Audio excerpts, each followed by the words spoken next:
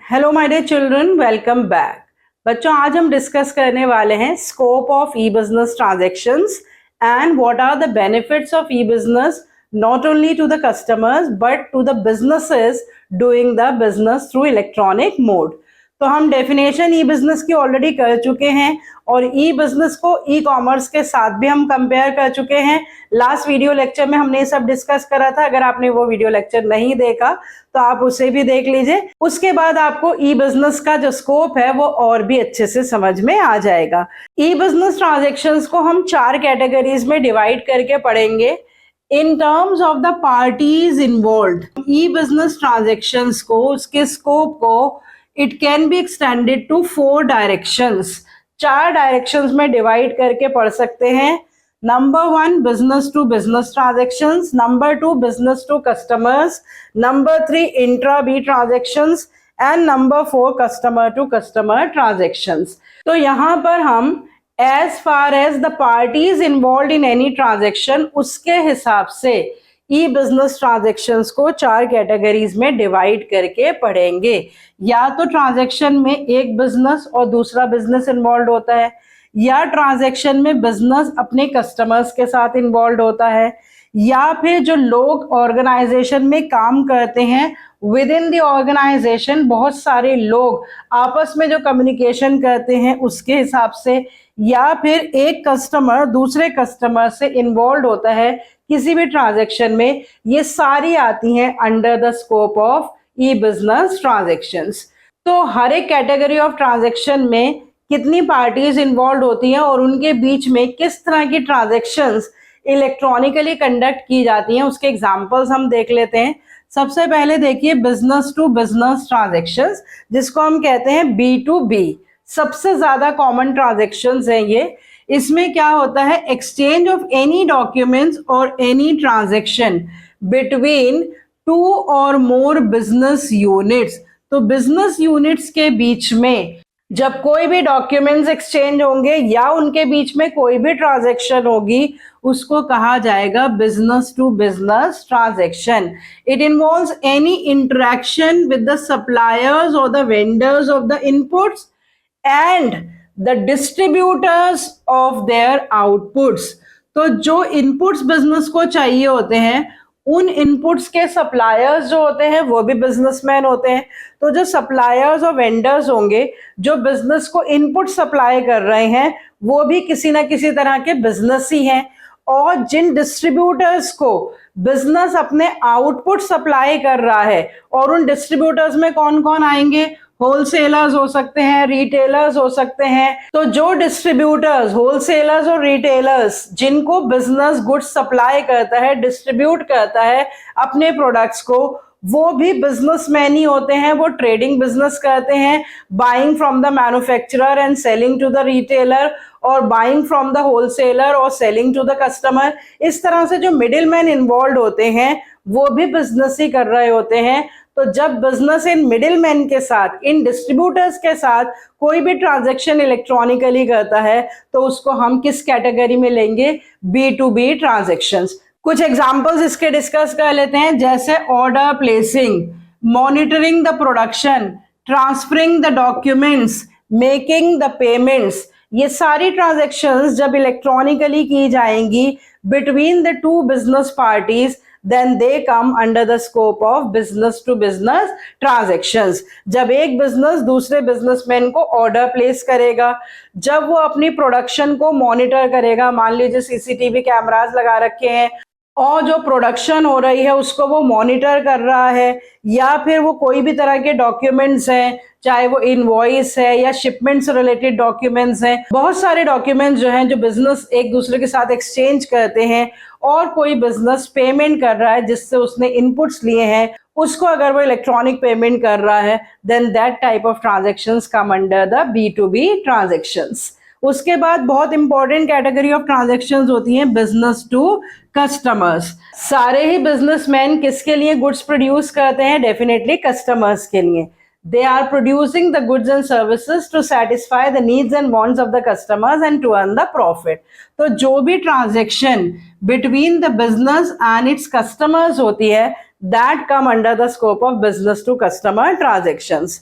तो उसमें क्या होता है, अगर कोई बिजनेसमैन ऑनलाइन सर्वे कर रहा है ये जानने के लिए कि कस्टमर्स की टेस्ट एंड प्रेफरेंस क्या है, या कस्टमर्स का जो फीडबैक लेना है उसे after the supply of goods and services, तो that is also a part of business to customer transaction.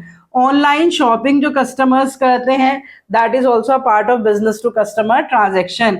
जो भी businessman online after sale services provide करते हैं और खास तौर से जो भी मार्केटिंग एक्टिविटीज बिजनेस अंडरटेक करता है अपने प्रोडक्ट्स की ऑनलाइन प्रमोशन के लिए, वो सारी भी किसका पार्ट होती हैं, बिजनेस टू कस्टमर ट्रांजैक्शंस का। यहां तक कि कुछ तो ऑनलाइन डिलीवरी भी हो जाती है गुड्स की। बहुत सारे गुड्स तो फिजिकली डिलीवर करने पड़ते हैं, लेकिन जैसे बुक्स हैं या फिल्म्स हैं या कंसल्टेंसी सर्विसेज हैं, ये सारी तो ऑनलाइन डिलीवर भी हो जाती हैं।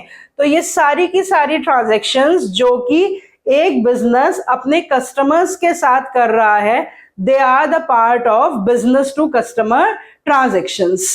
और इसमें दोनों ही तरह की ट्रांजैक्शंस इन्वॉल्व होती हैं, business to customer and customer to business. जो मैंने यहाँ पे एग्जांपल्स दिए उसमें से कुछ ट्रांजैक्शंस है बिजनेस टू कस्टमर और कुछ ट्रांजैक्शंस है customer to business. For example कि ऑनलाइन सर्वे करा अगर बिजनेस ने, तो वो सर्वे किससे कर रहा है, कस्टमर्स से उनके टेस्ट एंड प्रेफरेंस को पता लगा रहा है, तो ये हो गई बिजनेस टू कस्टमर।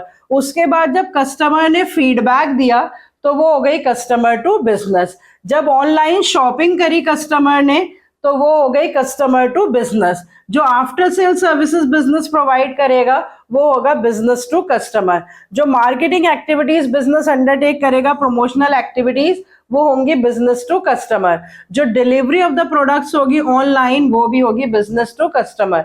तो अगर कोई कस्टमर कोई भी ट्रांजैक्शन या डॉक्यूमेंट बिजनेस के साथ शेयर कर रहा है तो वो होगी कस्टमर टू बिजनेस, और अगर बिजनेस कोई भी चीज कस्टमर के साथ शेयर कर रहा है तो वो होगी बिजनेस टू कस्टमर। तो इन दोनों तरह की ट्रांजैक्शंस को हम एक ही कैटेगरी में लेंगे, ईदर बिजनेस टू कस्टमर और customer to business. They are the main type of transactions that take place electronically, not only between the two businesses but between the business and customers. उसके अलावा क्या होता है कि with in the firm जो लोग काम करते हैं वो लोग भी आपस में इलेक्ट्रॉनिकली एक दूसरे से जुड़े हुए होते हैं। आजकल तो वर्क फ्रॉम होम का कल्चर है और बहुत सारे लोगों को ऑफिस भी जाना नहीं पड़ता है, वो घर बैठे ही अपना काम कर लेते हैं और ऑनलाइन रिपोर्ट्स ही अपने सीनियर्स को सबमिट कर देते हैं। तो जब इंट्रा बी ट्रांजैक्शंस होती हैं उसमें क्या होता है, इंटीग्रेटेड रेगुलेटरी अथॉरिटी बिजनेस इसे कहते हैं, transactions or the interactions or the dealings that are among the various departments and the various persons within the firm। एक ही फर्म के जब दो डिपार्टमेंट्स के बीच में कोई डीलिंग हो रही है, कोई इंटरेक्शन हो रही है, कोई ट्रांजैक्शन हो रही है ऑनलाइन, या दो लोगों के बीच में ट्रांजैक्शन हो रही है, सुपीरियर और सबऑर्डिनेट के बीच में ट्रांजैक्शन हो रही है, they all are the part of intra B transactions. तो इसमें बहुत सारी चीजें कवर अप हो जाती हैं, इन्वेंट्री मैनेजमेंट, कैश मैनेजमेंट, उसके अलावा रिपोर्टिंग टू द सीनियर्स, या उसके अलावा कोई भी रिक्रूटमेंट प्रोसेसेस होते हैं, सिलेक्शन प्रोसेसेस होते हैं, ट्रेनिंग प्रोसेसेस होते हैं, by using virtual private network जो विद इन दी ऑर्गेनाइजेशन काम करता है। तो इस तरह के कोई भी प्रोसेसेस जब ऑनलाइन कंडक्ट किए जाते हैं और विद इन द फर्म वो ट्रांजैक्शंस हो रही हैं, किसी एक बिजनेस की दूसरे बिजनेस के साथ ट्रांजैक्शन नहीं हो रही है, या किसी बिजनेस की कस्टमर के साथ ट्रांजैक्शन नहीं हो रही है, बल्कि एक ही फर्म के दो डिपार्टमेंट्स आपस में इंटरेक्ट कर रहे हैं। मान लीजिए ऑनलाइन मीटिंग हो रही है प्रोडक्शन, फाइनेंस और सेल्स डिपार्टमेंट के बीच में, वो अपने फ्यूचर प्लान्स डिस्कस कर रहे हैं, या कोई एम्प्लॉय है वो अपना फीडबैक फॉर्म अपने सुपीरियर को सबमिट कर रहा है, या अपने वर्क डन की रिपोर्ट सबमिट कर रहा है, या जो एम्प्लॉयज ऑर्गेनाइजेशन में काम कर रहे हैं वो कोई ऑनलाइन ट्रेनिंग का प्रोग्राम अंडरटेक कर रहे हैं, या उनका सिलेक्शन होना है, प्रमोशन होना है, उसके लिए उन्हें कुछ परफॉर्मेंस रिपोर्ट सबमिट करनी है, या लोगों को within the organization recruit करना है, उसके लिए उन्हें कोई फॉर्म्स फिलअप करने हैं ऑनलाइन। तो ये सारी चीजें जो भी विद इन दी ऑर्गेनाइजेशन हो रही हैं लेकिन इलेक्ट्रॉनिक मोड में हो रही हैं, they all are the part of intra B transactions. उसके बाद last but not the least are the customer to customer transactions. अब आप कहेंगे कि customer to customer transactions e business का पार्ट कैसे हैं? तो यहाँ पर हम बात कर रहे हैं जहां पर भी दो लोगों के बीच में बाइंग एंड सेलिंग होती है और वो इलेक्ट्रॉनिक मोड से होती है। अगर कोई ऐसे प्रोडक्ट्स हैं जिनकी कोई एस्टैब्लिश मार्केट्स नहीं है लेकिन उन प्रोडक्ट्स की डीलिंग हो रही है between the to customers, then they are the part of e-business transactions. So dealing in the goods for which there are no established markets and where two or more customers interact with each other, then they are called as C2C transactions and they also come under the scope of e-business. अब इसमें कौन कौन सी transactions होती हैं? These are the transactions related to the second hand goods. जब कोई पुरानी किताबें बेचता है, कोई एंटीक आइटम्स बेचता है, कोई अपना यूज्ड फर्नीचर बेच देता है, कोई यूज्ड कार्स बेच देता है, और इसके लिए बहुत सारी वेबसाइट्स हैं और बहुत सारे एप्स अवेलेबल हैं। आपने नाम सुना होगा ईबे का, OLX का, जिसमें यूज्ड आइटम्स को बेचा जाता है। तो उसमें कोई बिजनेस नहीं कर रहा है, वन टाइम ट्रांजैक्शंस होती हैं वो, और उसमें एक कस्टमर दूसरे कस्टमर के साथ इंटरेक्ट करके प्रोडक्ट्स को एक्सचेंज कर रहा है। So such type of transactions come under the scope of customer to customer transactions and they are the part of e business transactions. So as far as the parties are involved, अगर दो businesses involve हैं और उनके बीच में कोई electronic transactions हो रही हैं, वो कहलाएंगे B2B ट्रांजैक्शंस। अगर बिजनेस और कस्टमर्स के बीच में ट्रांजैक्शंस ऑनलाइन हो रही हैं, वो कहलाएंगी B2C या C2B ट्रांजैक्शंस। अगर विद इन द फर्म जो लोग एक ऑर्गेनाइजेशन में काम करते हैं, आपस में उनके बीच में कोई ऑनलाइन इंटरेक्शंस हो रही हैं, तो वो कहलाएंगी इंट्रा बी ट्रांजैक्शंस। और अगर दो बिजनेस के बजाय दो कस्टमर्स आपस में एक दूसरे के साथ products and services electronically exchange कर रहे हैं थ्रू द वेबसाइट या through the app, they come under the category of C2C transactions. Now let us discuss that with the help of these transactions, what are the benefits that any person has or what are the benefits to the business due to these e-business transactions. सबसे पहले देखिए customers के point of view से, we all are customers and we are getting many benefits because of the online transactions. तो इससे customers को क्या benefits होते हैं? सबसे पहले तो हर कस्टमर के पास बहुत ही ज़्यादा चॉइस अवेलेबल होती है। अगर आप ऑफलाइन विजिट करें, आप एक पर्टिकुलर एरिया में जाके, एक पर्टिकुलर मार्केट में जाकर कुछ ही शॉप्स विजिट कर सकते हैं, लेकिन घर बैठे आप बहुत सारी वेबसाइट्स जो हैं उन्हें सर्च कर सकते हैं। बहुत सारी कंपनीज के ऑनलाइन रिटेल आउटलेट्स जो हैं वो आप उन्हें देख सकते हैं और उसमें से अपने रिगार्डिंग प्रोडक्ट्स एंड सर्विसेज को चूज कर सकते हैं। तो जितनी चॉइस आपके पास ऑफलाइन में होती है उससे कहीं ज्यादा चॉइस कस्टमर के पास ऑनलाइन मोड में होती है। इलेक्ट्रॉनिक बिजनेस ट्रांजेक्शन से customers get the wider choice. उसके अलावा कन्वीनियंस तो है ही। You don't have to spend your time, energy and money to go physically to a particular shop or to a particular market. और सबसे बढ़िया बात तो 24/7 दिन और रात ये मार्केट आपको अवेलेबल होगी। आप कन्वीनियंटली इवन रात को भी you can do the marketing. ऐसा आप ऑफलाइन शॉपिंग में नहीं कर सकते हैं। तो कस्टमर्स के लिए ये बहुत ही कन्वीनियंट मोड ऑफ ट्रांजैक्शंस होती हैं। उसके अलावा प्राइजेस जो हैं वो लोअर होते हैं ज़्यादातर। एक तो ये ऑफर्स देते रहते हैं बहुत सारी तरह के, और दूसरी बात ये कि इनकी लार्ज स्केल प्रोडक्शन होती है इस तरह के बिजनेसेस की। तो जो लार्ज स्केल प्रोडक्शन की वजह से उन्हें इकोनॉमिक बेनिफिट्स होते हैं, they are passed on to the customers in the form of the lower prices. बहुत सारी कॉस्ट जो है ऑनलाइन बिजनेस में सेव हो जाती हैं बिजनेसमैन की, और वो जो कॉस्ट सेविंग होती है उसका फायदा वो किसको देते हैं? In the form of reduce prices to the customers. तो कस्टमर्स को एक और बेनिफिट क्या होता है ई बिजनेस का, कि products are available at comparatively lower prices as compare to the products which are available offline. और बेटर इंफॉर्मेशन का मतलब कि प्रोडक्ट्स से रिलेटेड सारी इंफॉर्मेशन आपको एक साथ मिल जाती है। बल्कि जब हम ऑफलाइन खरीदने जाते हैं सामान, तो हमें बहुत सारी इंफॉर्मेशन ना तो सेलर बताता है, ना ही उसके प्रोडक्ट के ऊपर वो इंफॉर्मेशंस देखने का हमें टाइम होता है, या बहुत सारी इंफॉर्मेशन उसके साथ सप्लाइड भी नहीं होती। लेकिन जब हम कोई भी चीज़ खरीदते हैं ऑनलाइन, तो हम उसकी क्वांटिटी, उसका साइज, उसका शेप, उसके अवेलेबल कलर्स, वैरायटीज, सारी इंफॉर्मेशन जो है वो वहां पर ऑलरेडी डिस्प्ले होती है, उनके ऑनलाइन रिटेल स्टोर में वो अवेलेबल होती हैं। तो इतनी सारी इंफॉर्मेशंस हमें जो ई बिजनेस से मिलती हैं, वो सारी इंफॉर्मेशंस ऑफलाइन बिजनेस में नहीं मिलती हैं। सो customers, they get the wider choice, they get all and better informations, they can conveniently buy the products anytime as per their convenience, they don't have to visit the markets, and the products are available to the customers at the lower prices। और ई business का फायदा सिर्फ customers को नहीं होता है, बल्कि हर businessman को भी होता है। बिजनेसमैन को क्या क्या फायदे होते हैं ई बिजनेस के? ईज ऑफ फॉर्मेशन, सबसे ज्यादा तो बहुत आसानी से ये बिजनेस सेटअप हो सकता है।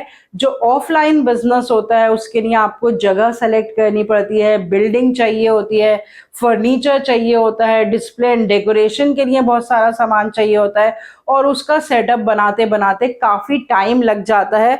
उस तरह का टाइम यहाँ पर सेव हो जाता है। तो ई बिजनेस का बेनिफिट क्या है? Ease of formation. उसके बाद लो इन्वेस्टमेंट, क्योंकि बहुत सारे रिटेल आउटलेट्स जो कि ऑफलाइन प्रोडक्ट्स को बेचते हैं, उनको अपने डिस्प्ले में, डेकोरेशन में, इलेक्ट्रिसिटी में इतनी ज्यादा ह्यूमन रिसोर्सेज उनको वहां पर रखने पड़ते हैं, जिसकी वजह से उनका खर्चा काफी बढ़ जाता है। लेकिन क्योंकि ऑनलाइन बिजनेस में, ई बिजनेस में बहुत सारे ऐसे कॉस्ट हैं, डेकोरेशन के, डिस्प्ले के, ये सारे कॉस्ट बिजनेसमैन के सेव हो जाते हैं। इसीलिए जो इन्वेस्टमेंट रिक्वायरमेंट्स होती हैं वो भी ई बिजनेस में कम होती हैं। Wider and the global markets, offline business में सिर्फ कुछ लोकल एरिया के लोग या थोड़े दूर के लोग ही एज अ कस्टमर्स अवेलेबल होते हैं, लेकिन ऑनलाइन बिजनेस में कोई बाउंड्रीज ही नहीं होती हैं। Across the cities, across the Nations, across the states कोई भी बाउंड्री नहीं है। आपके पास पूरे वर्ल्ड के कस्टमर्स अवेलेबल होते हैं हर एक बिजनेस को, if they are doing the business electronically. So they have the wider and the global markets. Speed तो इलेक्ट्रॉनिक बिजनेस की फास्ट ही होती है। फिजिकल जो प्रोडक्ट्स डिलीवर होते हैं, physical buying, physical selling through the middleman, wholesalers, retailers, उस पूरी प्रोडक्शन साइकिल को एक्चुअली एग्जीक्यूट करने में बहुत टाइम लगता है। लेकिन यहाँ पर सब चीज़ें on a click of mouse होती हैं, इसीलिए स्पीड बहुत फास्ट होती है। उसके अलावा बहुत ही इंपॉर्टेंट बेनिफिट इस तरह के ई बिजनेस का होता है पेपरलेस सोसाइटी। अभी हमने देखा कि कोई भी ट्रांजेक्शन्स जो हैं या जो डॉक्यूमेंट्स होते हैं, इवन आप ऑर्डर भी प्लेस कर रहे हैं तो वो ऑर्डर या इनवॉइस जो है वो इलेक्ट्रॉनिक फॉर्म में होगी, उसके लिए आपको कोई पेपर नहीं चाहिए, पेपर वेस्टेज नहीं चाहिए। तो इस तरह से एनवायरमेंटल फ्रेंडली भी कहा जाता है ये बिजनेस को। पेपर्स के इस्तेमाल को कम से कम किया जाए और अपने एनवायरनमेंट को सेव किया जाए, that is possible with the help of the e business. So e business is contributing to the paperless society. और इसके अलावा कन्वीनियंट वो सिर्फ बिजनेसमैन के लिए ही नहीं है, कन्वीनियंट वो कस्टमर के लिए भी है, क्योंकि 24/7 जो है इस तरह के बिजनेस ट्रांजैक्शंस को कंडक्ट किया जाता है। इसमें ना तो कोई स्टेट की बाउंड्रीज हैं और ना ही कोई टाइम की बाउंड्रीज हैं। किसी भी वक्त अगर बिजनेसमैन कंफर्टेबल है और किसी भी वक्त अगर कस्टमर कंफर्टेबल है, वो ऑनलाइन बाइंग कर सकता है और बिजनेसमैन ऑनलाइन सेलिंग कर सकता है। तो हम ये देख सकते हैं कि एक बिजनेस जो है उसको भी ऑफलाइन बिजनेस के कंपैरिजन में इलेक्ट्रॉनिक बिजनेस में बहुत सारे फायदे होते हैं। उसकी कैपिटल इन्वेस्टमेंट रिक्वायरमेंट्स कम हो जाती हैं, उसकी स्पीड जो है वो बहुत फास्ट हो जाती है, आसानी से वो इस तरह के बिजनेस को फॉर्म कर सकता है, उसको ग्लोबल मार्केट्स अवेलेबल होती हैं और वो बिजनेस को हेल्प करता है in creating the paperless society. तो बच्चे, इलेक्ट्रॉनिक बिजनेस के 4 ही टॉपिक्स थे। Definition of e-business, scope of e-business versus e-commerce, what are the benefits of e-business, and how does e-business differ from the traditional business. तो जब हमने e-business की definition, उसकी importance, उसका scope discuss करा तो आपको काफ़ी clear हो गया होगा कि e-business traditional business या offline business से किस तरह से differ करता है. आपके सामने यहाँ पर screen पर एक comparative chart share कर रही हूँ electronic business और traditional business के बीच में. टोटल 14 डिफरेंट बेसिस पे कंपेयर कर रखा है ट्रेडिशनल बिजनेस को ई बिजनेस के साथ. ये आपके साथ डिस्कस भी मैं कर लेती हूँ. सबसे पहले देखिए ease of formation. Traditional business में फॉर्मेशन डिफिकल्ट होती है और ई बिजनेस में फॉर्मेशन आसान होती है. उसके बाद फिजिकल प्रेजेंस ट्रेडिशनल बिजनेस में रिक्वायर्ड होती है और ई बिजनेस में रिक्वायर्ड नहीं होती है. Number 3 location requirement. Nearness to the source of raw material और the market for the product traditional business में चाहिए होती है, लेकिन ऐसी कोई रिक्वायरमेंट ई बिजनेस में नहीं होती है क्योंकि ग्लोबल मार्केट्स होती हैं और बाउंड्री लेस मार्केट्स होती हैं. उसके बाद cost of setting up the business. Traditional business में बहुत हाई कॉस्ट होता है, ज़्यादा इन्वेस्टमेंट्स चाहिए होती हैं जो अभी मैंने डिस्कस की, लेकिन ई बिजनेस में लो कैपिटल रिक्वायरमेंट्स होती हैं. Nature of contact with the suppliers and the customers.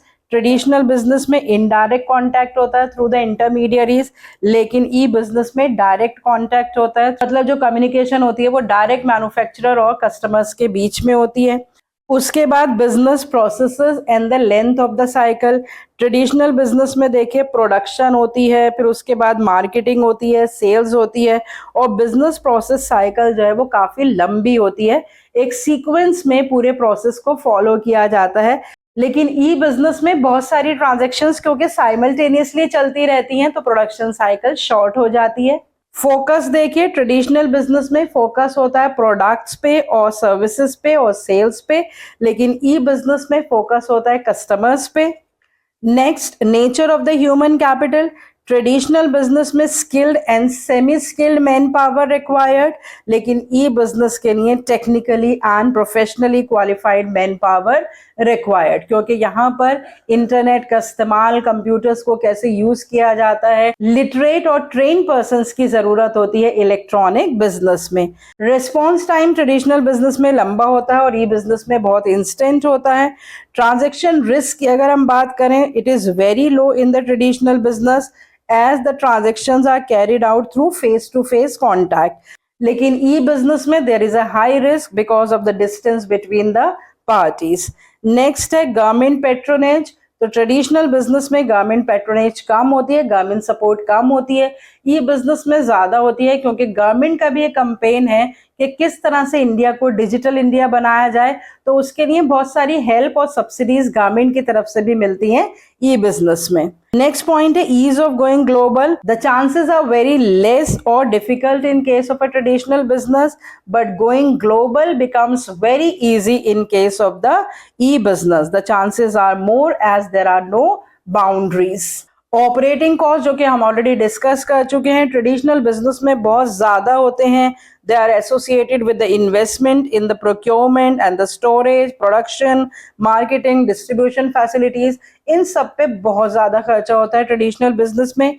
लेकिन ई बिजनेस में low cost as a result of reliance on the network of relationship rather than the ownership of the resources. इसमें जो है वो ownership of the resources की ज़रूरत नहीं होती है, डिस्प्ले डेकोरेशन की ज़रूरत नहीं होती है और जो स्टॉक मेंटेनेंस है वो भी डिमांड एक्सपेक्टेशंस के हिसाब से की जाती है. तो बहुत सारे ऑपरेटिंग कॉस्ट ई बिजनेस में लो हो जाते हैं. Last but not the least is opportunities for the interpersonal touch. तो ट्रेडिशनल बिजनेस में definitely there is more opportunity for the interpersonal touch and there is a less opportunity for the interpersonal touch in e-business. तो इन सारे basis पे आप अच्छी तरह से देख सकते हैं कि what is the basic difference between the traditional business and the e-business. तो e-business से रिलेटेड चारों टॉपिक्स हमने कवर अप कर लिए हैं. e-business की डेफिनेशन, उसका स्कोप, उसकी importance and how does it differ from the traditional business. So next time we are going to start with chapter 6. See you next time with a discussion of chapter 6, its important topics and its explanation. Till then, goodbye, stay healthy and connected.